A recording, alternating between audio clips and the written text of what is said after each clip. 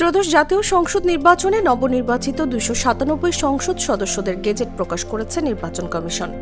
শুক্রবার দিবাগত রাতে নির্বাচন কমিশনের সিনিয়র সচিব আক্তার আহমেদ স্বাক্ষরিত এই গেজেট প্রকাশ করা হয়।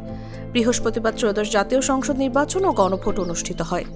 ৩০০টি সংসদীয় আসনের মধ্যে ২৯৯টিতে ভোট অনুষ্ঠিত হয়, তবে ২টি আসনে ফলাফল স্থগিত রাখে কমিশন। শুক্রবার দুপুরে নির্বাচন কমিশন ২৯৭ আসনের চূড়ান্ত ফলাফল ঘোষণা করে।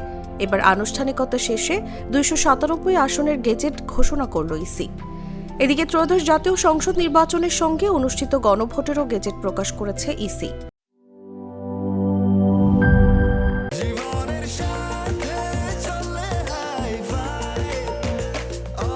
স্বাস্থ্যকর অল টাইম, সব সময় অল টাইম হেলদি লাইফ।